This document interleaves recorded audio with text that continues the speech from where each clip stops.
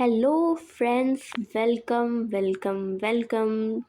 आप सबका बहुत बहुत बहुत स्वागत है हमारे इस यूट्यूब की फर्स्ट सीरीज़ के फर्स्ट लेक्चर में। क्योंकि गाइस, ये हमारी सीरीज़ का फर्स्ट लेक्चर होने वाला है जो कि आप लोगों के लिए बहुत ज़्यादा हेल्पफुल होने वाला है। फिर स्टार्ट करते हैं। देखिए, इस टॉपिक को तो मैं आपको बस थोड़ा सा शॉर्ट में बता देती हूँ कि देखो, इसमें रिप्रोडक्शन वाली जो यूनिट है, इसमें हम sexual reproduction in flowering plant, human reproduction and reproduction health को कवर करने वाले हैं। इन तीनों चैप्टर को हम बहुत ही अच्छे वे में ख़त्म करेंगे और अगर आप डेली क्लासेस करोगे तो आपको पता भी नहीं चलेगा कि कब ख़त्म होगा। छोटी छोटी वीडियोज़ होंगी। ओके, देखिए, जो इसमें मोस्ट इम्पॉर्टेंट था मैंने थोड़ा सा पहले से हाईलाइट कर दिया है। चलिए हम इसे थोड़ा सा पढ़ लेते हैं। टिल्ट कर दूँ, कोई दिक्कत तो नहीं है? ठीक है। कोई अगर आपको कोई भी दिक्कत हो ना तो आप मुझे कमेंट में बता दीजिएगा, मैं उससे ताकि आपको कोई दिक्कत हो ना तो सही कर लेंगे। देखिए, हम पंचानन महेश्वरी जी का थोड़ा सा इंट्रोडक्शन पढ़ेंगे क्योंकि ये हमारे लिए इम्पोर्टेंट है। क्योंकि एम्ब्रियो बायोलॉजी जो है ना, इसको बहुत अच्छा सा रूप दिया है इन्हीं जी ने। चलिए, इनके बारे में हम थोड़ा सा बेसिक चीज़ें पढ़ लेंगे। वैसे आपके लिए इतना इम्पोर्टेंट नहीं है, बट नीट वगैरह में ना इस पोर्शन से भी क्वेश्चन आने लगे हैं, जो एक्स्ट्रा पोर्शन होता है। चलिए, पंचानन महेश्वरी जी का जन्म हुआ था 1904 में और इनकी डेथ हुई थी 1966 में। बॉर्न इन नवंबर 1904 इन जयपुर, राजस्थान। तो जन्म कब हुआ था? 1904 में हुआ था, जयपुर, राजस्थान में। Panchanan Maheshwari rose to become one of the most distinguished botanist not only of India but of the entire world. He moved to Allahabad for higher education where he obtained his DSc during his college days. तो पंचानन महेश्वरी जी जो है, इन्होंने बहुत बड़े बड़े काम किए क्योंकि इन्होंने एम्ब्रियोलॉजी का जो है ना, इसमें बहुत अच्छा परफॉर्मेंस दिया है। टेस्ट ट्यूब बेबी वगैरह की शुरुआत जो है ना इन्होंने की है, तो इस वजह से इनका जो he moved to Allahabad for higher education, where he obtained his BSc during his college days. He was inspired by the Dr. W. Dirgen इनके टीचर थे, ठीक है, an American machinery teacher, to develop interest in botany and specially morphology. ठीक है, किसमें? Specially morphology. His teacher once expressed that his student progress ahead of him, it will give him a great satisfaction. These words encouraged Panchanan to inquire what he could do for his teacher. In return, he worked on embryological aspects and popularized the use of embryological character in taxonomy. He is stabilized the Department of Botany, University of Delhi, as an important center of research in in embryology and tissue culture. ठीक है, tissue culture में क्या आता है? Test tube baby वगैरह। Okay, tissue को culture कैसे किया जाए, किसी भी टिश्यू को कल्चर करने के लिए है। ओके, ठीक है। अब इन्होंने क्या किया? इन्होंने एक और हमें इसमें इम्पोर्टेंट पॉइंट पता चला है। इन्होंने क्या किया? कहाँ गया? स्टेबलाइज्ड, अरे यार, stabilize the department of botany. ठीक है, इन्होंने उस टाइम पे बॉटनी डिपार्टमेंट, स्टेबलाइज्ड मतलब होता है, स्टेबलाइज्ड मतलब होता है स्थापित करना। ओके, ठीक है। he also he also emphasized the need for integration of work and artificial culture of immune embryos. These days, tissue culture has become a landmark in science. और अभी तो बहुत ही ज़्यादा हाइप पर है भाई, बहुत ही ज़्यादा हाइप पर है। His work on test tube fertilization and intra-ovarian pollination won worldwide acclaim। ठीक है, he was honored with fellowship of Royal Society of London। ये जो कि मोस्ट इंपॉर्टेंट लाइन है, इसीलिए मैंने इसे थोड़ा सा ब्लू प्रिंट कर दिया। फेलोशिप ऑफ कहाँ से की थी? Royal society of London, FRS, Indian national science academy and several other institute of excellence. He encouraged general education and made a significant contribution to school education by his leadership in bringing out the very first textbook, मतलब कि पहली biology higher secondary school publish by NCERT in 1964। तो देखो ये कितना most important point है कि नहीं। चलिए अब हम अपना चैप्टर स्टार्ट करते हैं विदाउट एनी टाइम वेस्ट भाई, है ना। चलिए अब थोड़ा सा हम अपने चैप्टर को स्टार्ट कर देते हैं। तो हमारा फर्स्ट चैप्टर है sexual reproduction in flowering plant. Okay ठीक है, हम क्या पढ़ने वाले हैं। Flower a fascinating organ of angiosperm, pre fertilization structure and events पढ़ेंगे, डबल फर्टिलाइजेशन पढ़ेंगे, post fertilization, apomixis and the polyembryony, इन सब के बारे में पढ़ेंगे। आज हम एक चीज़ को कवर करते हैं। ओके चलिए, ये तो हमारी पूरी क्लास एज अ इंट्रोडक्शन ही हो जाएगी, है ना। कोई बात नहीं, अच्छी बात है। जहाँ तक है आपको ये तो चैप्टर का मतलब से ही देखेंगे कि देखो फ्लावर्स जो है ना वो एक तरीके के रिप्रोडक्शन को शो नहीं करते हैं, जैसा कि आपने 10th में भी पढ़ा होगा, जैसे एसेक्सुअल रिप्रोडक्शन, बडिंग, तो इनके बहुत ही अच्छे से आप पढ़ सकते हो डिटेल में। लेकिन इस चैप्टर में हम पढ़ेंगे सेक्सुअल रिप्रोडक्शन फ्लावर में कैसे होता है। चलिए स्टार्ट करते हैं हम intro. Are we not lucky that plants reproduce sexually. तो देखो चैप्टर हमसे एनसीईआरटी पूछ रही है, क्या हम लकी नहीं है कि प्लांट्स सेक्सुअली रिप्रोड्यूस कर सकते हैं। The myriads of flower that we enjoy gazing at, the scents and the perfume that we soon over. ऐसे कितने विभिन्न टाइप के फ्लावर्स जिन्हें हम सूंघना एंजॉय करते हैं जिन्हें हम सूंघते हैं इतने शौक से, उनकी स्मेल लेते हैं, परफ्यूम करते हैं, है ना, उनको देखते रहते हैं, उनको मतलब घूरना एंजॉय करते हैं। The rich colour that attract us are all there as an add to sexual reproduction। और जो उसके जो इतने पावरफुल कलर हैं जो हमें अट्रैक्ट करते हैं, ये सब क्या नहीं है सेक्सुअल रिप्रोडक्शन के लिए। तुम जानते हो क्या इसके बारे में।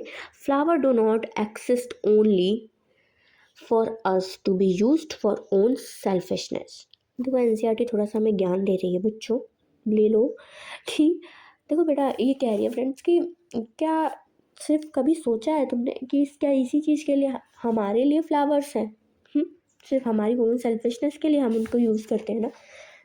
तो all flower plant show sexual reproduction, जितने भी फ्लावरिंग प्लांट हैं वो सब सेक्सुअल रिप्रोडक्शन जो है शो करते हैं। अभी आप ये याद रखो, जिस भी फ्लावर में मतलब जिस भी प्लांट में आप फ्लावर देखते हो 110% वो सेक्सुअल रिप्रोड्यूस करता है। ऑल फ्लावरिंग प्लांट, देखो अब इसको हाईलाइट कर लो, अच्छा पॉइंट है। All flowering plant show sexual reproduction. A look at the diversity of structures of the inflorescences। इन्फ्लोरेंसेस मतलब क्या होता है, जब एक फ्लावर जो है ना ऐसे मतलब बडिंग स्टेज में होता है और वो धीरे धीरे उगना स्टार्ट करता है, मतलब वो अपना ग्रोइंग स्टेज में है। तो ये जो इसकी जो ग्रोथ है ना वो क्या कहलाती है, इन्फ्लोरेंसेस कहलाती है। ठीक है, धीरे धीरे जो उसमें और जिसे हम कहते हैं कि पुष्पक्रम हिंदी में हम इन्फ्लोरेंसेस को क्या कहते हैं, पुष्पक्रम कहते हैं। ठीक है ठीक है। Flower and floral plants shown an amazing range of adaptation to ensure formation of the end products of the sexual reproduction, the fruits and देखो इसकी इस लाइन में ये जो लाइन थी ना कितनी ज़्यादा इंपॉर्टेंट है। अगर अभी मैं आपसे क्वेश्चन करूँ कि सेक्सुअल रिप्रोडक्शन जो होता है उसका एंड प्रोडक्ट क्या होता है फ्लावर्स में, तो आप क्या कहेंगे, कहेंगे the end products of sexual reproduction the fruit and the seeds. ठीक है, fruit and seed sexual reproduction के एंड प्रोडक्ट होते हैं। Okay, in this chapter let us understand the morphology, structure and the process of sexual reproduction in flowering plant angiosperm। तो देखो इस chapter में हम क्या समझने वाले हैं, हम थोड़ी सी मार्फोलॉजी के बारे में पढ़ेंगे, स्ट्रक्चर के बारे में पढ़ेंगे, मेनली फ्लावर के बारे में ही, process of sexual reproduction flower में पढ़ेंगे। अब देखो फ्लावरिंग प्लांट जो होते हैं उन्हीं को हम क्या कहते हैं, फ्लावरिंग प्लांट्स को हम कहते हैं एंजियोस्पर्म्स। एंजियोस्पर्म्स वर्ड यूज़ होगा तो आपको ये याद रखना। ठीक है, चलिए थोड़ा सा और पढ़ते हैं। Flower, what is the flower. Flower a fascinating organ of angiosperms, मतलब कि एक फैसिनेटिंग ऑर्गन्स मतलब कि एक आकर्षक भाग है एंजियोस्पर्म का। एंजियोस्पर्म वो प्लांट्स होते हैं, ये फ्लावर क्यों निकल जाता है, वो प्लांट्स होते हैं जिनमें सीड फ्लावर देखने को मिलते हैं आपको। ठीक है, फ्लावर्स सबसे बड़ी पहचान है इनकी। देखो, human being have had an intimate relationship with the flower. देखो ये बात तो सही, इंटीमेट रिलेशनशिप मतलब उनको देख के आकर्षित होना ह्यूमन में ये खास बात है। ऐसे दूसरे एनिमल्स में आप देखेंगे उन्हें कोई फ़र्क नहीं पड़ता, लेकिन हमारा एक अच्छा रिलेशनशिप है फ्लावर के साथ सिंस टाइम मेमोरियल। ये भी बात सही है, मतलब कि आप देख सकते हैं अभी से नहीं, ब्रह्मा विष्णु के गले में भी होती है फूलों की माला, तो दैट्स लाइक मेमोरियल टाइप से ही हम देखते आ रहे हैं। Flower are object of aesthetic ornamental social religious and culture value.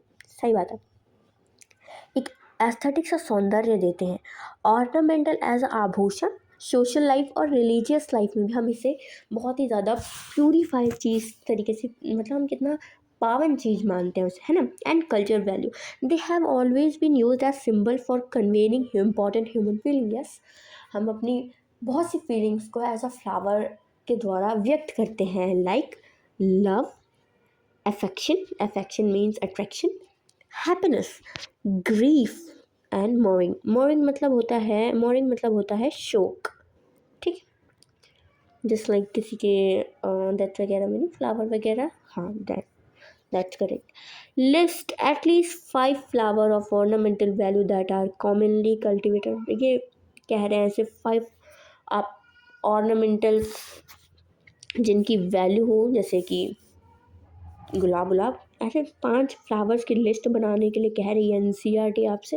अगर आप करोगे नहीं, ना करो, अच्छी बात है, कोई काम नहीं है। चलो ये देखो, ये थोड़ी सी इम्पोर्टेंट चीज़ है और इसे हम अच्छे से पढ़ेंगे। चलिए, इसमें हमें क्या पढ़ना है, चलो ज़रा हम इसे कवर करते हैं बेटा अच्छे से। ये है आपके सामने फ्लावर का स्ट्रक्चर। ठीक है, अब हम इसके बहुत अच्छे से इसे समझेंगे और बहुत मोस्ट इम्पोर्टेंट पॉइंट, एक फ्लावर आप लेके बैठो तो बहुत अच्छी बात है, तो आपको बहुत अच्छा समझ आएगा। आपने गुलाब को देखा होगा तो उसके नीचे हरे कलर की पत्तियां होती हैं, हरे कलर की। सबसे पहले आप देखेंगे गोल गोल सा होता है, ठीक है, गोल गोल सा उभरा हुआ पार्ट ऐसे, उसमें हरी कलर की छोटी छोटी ग्रीन पत्तियां होती है, हरी कलर की। ठीक है, उसे क्या कहते हैं, उसे कहते हैं सैपल। क्या कहते हैं, सैपल कहते हैं उसे। ये लो, आपको क्लियर वैसे दिख रहा होगा, मैं इसे बड़ा कर देती हूँ थोड़ा। ठीक है, तो इसको क्या कहते हैं, इस पॉइंट को कहते हैं सैपल। अब ये काम क्या करता है, ये देखो हरे कलर का है, अगर ये कलरफुल हो तो ये अट्रैक्ट करे किस चीज़ को,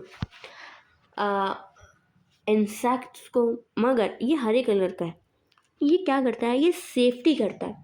किस चीज़ की सेफ्टी करता है, ये पूरे फ्लावर की सेफ्टी करता है जब वो कली अवस्था में होता है। आपने देखा होगा जब कली है, जैसे फ्लावर इतना बड़ा, तो ये तब ये थोड़े से बड़े बड़े इसके चारों ओर ऐसे करके लगे होते हैं। फिर जब फूल बन जाता है तो ये छोटे छोटे से ऐसे होते हैं, है ना। तो ये क्या करते हैं, एक कली अवस्था में जो है ना पूरे फ्लावर की रक्षा करते हैं सेपल। ठीक है, ठीक है, और देखो ये इसके एक पार्ट को हम सेपल कह रहे हैं, लेकिन देखो यहाँ पे एक और है, पीछे एक और होगा, आगे एक और होगा। तो ऐसे क्या होता है, जब इस पूरे पूरे स्ट्रक्चर को हम एक साथ बोलते हैं तो हम इसे कहते हैं कैलेक्स। क्या कहते हैं इसे, हम कहते हैं कैलेक्स। और कैलेक्स का जो एक पार्ट है जिसे हमने ये इंडिकेट किया, तो इसे हम कहेंगे सैपल। ऐसी एक चीज़ होती है, हम आपको अभी इतना इंट्रो में बताती हूँ मैं, एक और चीज़ होती है जिसे हम कहते हैं कोरोला। ठीक है, कोरोला क्या होता है, जब आपने कली को देखा होगा तो वो पत्तियां बहुत सारी होती है ना, बहुत सारी पत्तियों को हम कहते हैं कोरोला। लेकिन अगर हम एक पत्ती को लेते हैं तो उसे हम क्या कहते हैं, उसे हम कहते हैं पंखुड़ी, यानी कि या पैटल। ठीक है, पैटल। अब पैटल का काम क्या होता है फ्लावर में, देखो हमने ये चीज़ तो समझ ली कि जो फ्लावर है वो और कुछ नहीं है, एक सेक्सुअल साइट है। एक मेन पार्ट है सेक्सुअल रिप्रोडक्शन के लिए फ्लावर्स में, ठीक है।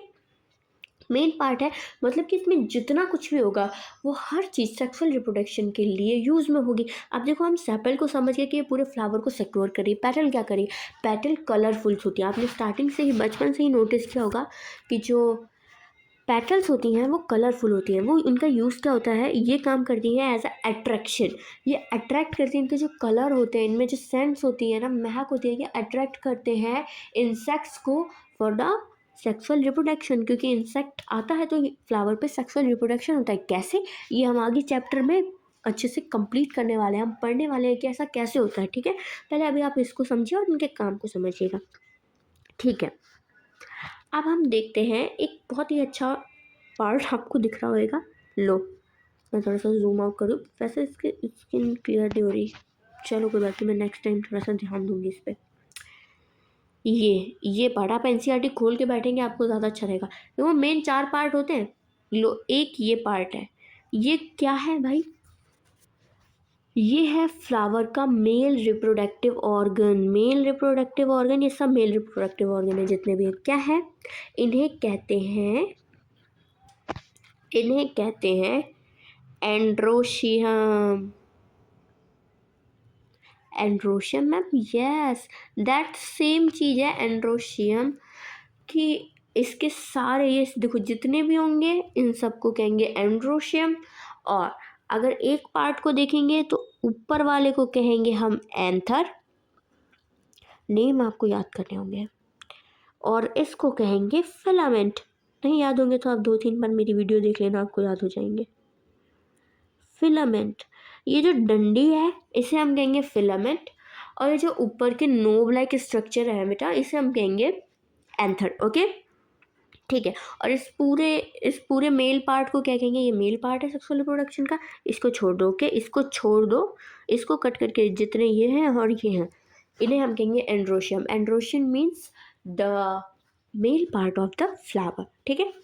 ठीक है, अब हम इसमें आते हैं। ये देखो, आपको दिख भी रहा होगा, इसकी नेमिंग भी हो रखी है एंथर की, एंथर की, और that is filament, okay okay. अब एक चीज़ और देखो, अब आते हैं फीमेल रिप्रोडक्टिव ऑर्गन की। फ्लावर का जो फीमेल रिप्रोडक्टिव ऑर्गन होता है उसमें मेनली 3 पार्ट होते हैं, stigma, style and ovary. Stigma, style, ovary में क्या है बच्चा, देखो इसके 3 पार्ट होते हैं। स्टिग्मा मतलब जहाँ पर पॉलन ग्रेन आता है। पॉलन ग्रेन क्या है, नहीं पता, छोड़ो, अभी आगे सब पढ़ेंगे। आप इतना समझो कि सेक्सुअल रिप्रोडक्शन के लिए जो मेन चीज़ है वो आएगी किस पे, फीमेल पे। मेल से, जैसे हमने मेल से ही समझो कुछ निकला और वो फीमेल पे आएगा, ठीक है। और फीमेल पे जो लैंडिंग एरिया है, जो ये लैंडिंग एरिया है, इसे क्या कहते हैं, इसे कहते हैं स्टिग्मा। इस लैंडिंग एरिया को कहते हैं स्टिग्मा। और ये जो इतनी लंबी इसमें स्टॉल्क लाइक स्ट्रक्चर है, इसमें इसे क्या कहते हैं, सिग्मा के बाद आता है स्टाइल। इस स्टाइल से जो वही मेन, और जो मेन चीज़ आई थी ना, वो अंदर जाती है। और अंदर जाती है किसमें, ओवरी में, दैट्स करेक्ट, ओवरी में।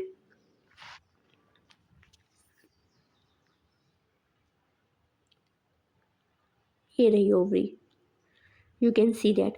अब देखो, ओवरी में क्या चीज़ है, ओवरी का ऐसा समझेंगे हम। ओवरी मेन पार्ट है सेक्सुअल रिप्रोडक्शन के बाद जो भ्रूण डेवलपमेंट होगा। जैसे कि एक ह्यूमन में हम देखें यूट्रस होती है, वैसे ये फ्लावर का यूट्रस है। इसमें पूरा जो है ना एम्ब्रियो का डेवलपमेंट इसके अंदर होगा, ठीक है। ये हो गया फीमेल पार्ट। और इसे हम क्या कहते हैं, इसे, इस पूरे स्ट्रक्चर को, मतलब स्टिग्मा, स्टाइल और ओवरी मिलकर क्या बनाते हैं बच्चा, वो बनाते हैं, ये बनाते हैं गाइनीशियम। अरे वाह, ये बनाते हैं गाइनीशियम। ये एनसीईआरटी में आपको आगे सब मिलेगा। बट मुझे नहीं लगता फ्लावर में मैंने कुछ भी ऐसा छोड़ा है जो आपको समझ ना आया हो। और ऐसा कुछ भी है तो वो अभी आप एनसीईआरटी है ना, आप वो पढ़ोगे और सब क्लियर हो जाएगा, जो भी पॉइंट छूटे। चलिए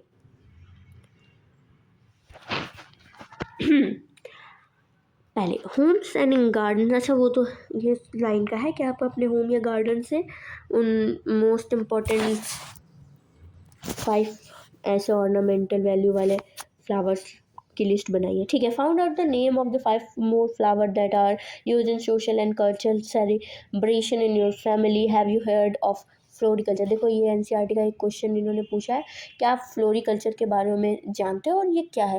देखो फ्लोरिकल्चर जो ये टर्म है ये यूज़ होता है फूलों की खेती के लिए। आप सोच रहे हो फूलों की खेती, हाँ होती है फूलों की खेती, और जापान वगैरह में तो बहुत ही अच्छे लेवल पे होती है।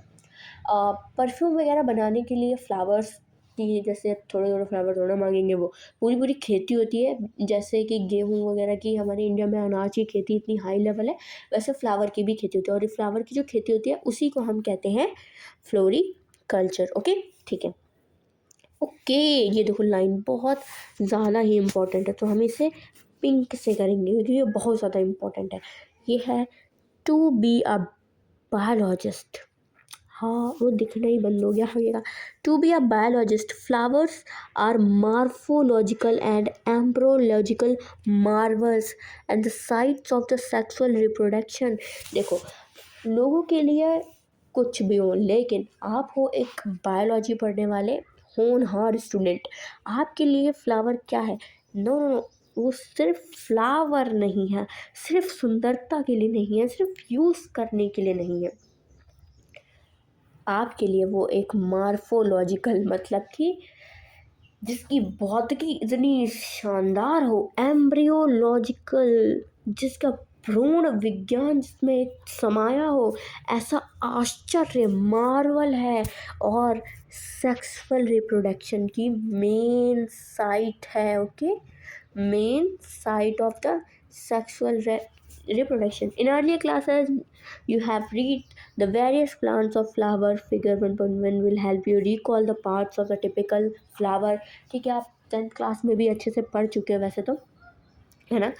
और ये डायग्राम आपको रिकॉल करने के लिए सच में अच्छा होगा। और टिपिकल फ्लावर मतलब कि नॉर्मल फ्लावर यार, normal flower. Can you name the two parts in flower in which the two most important unit of sexual reproduction develop? हाँ, हमने किया क्या, हमने इसको नेम दिया। यस, आप भी दे सकते हो। चलो हम एक बार फिर से क्लियर करते हैं, आपको नहीं पता आपने दिया, ठीक है। तो हम देखते हैं यार, ये पेटल को उड़ाओ पहले। देखो, एक तो ये एंथर और एक ये फिलामेंट। ओके, इनने मिलकर बनाया। एनसीईआरटी का लास्ट क्वेश्चन हम सॉल्व करें, क्या मिलकर बनाया है ये आप मुझे बताओगे? कमेंट में बताना, और मैं इसका आंसर आपको कमेंट में दूंगी। एंड ये स्टिग्मा, ये स्टाइल और ये ओवरी, इन्होंने मिलकर क्या बनाया है? ये, इसका भी आंसर आप मुझे कमेंट में दोगे। ओके, बाय द वे आज की क्लास यही तक कि सब मतलब कि इंट्रोडक्शन पार्ट था, और फर्स्ट क्लास थोड़ी सी आपकी बड़ी हो गई है, उसके लिए I am really sorry, but I think आपको सब समझ आया होगा। नेक्स्ट क्लास में हम प्री फर्टिलाइजेशन स्ट्रक्चर मतलब कि नेक्स्ट टॉपिक ख़त्म करेंगे। ओके, यहाँ पे मिलेंगे आपको नेक्स्ट क्लास में। तब तक के लिए बाय बाय, टाटा। बने रहिए हमारे साथ और अपनी जर्नी को ऐसे ही बढ़ाते रहिए।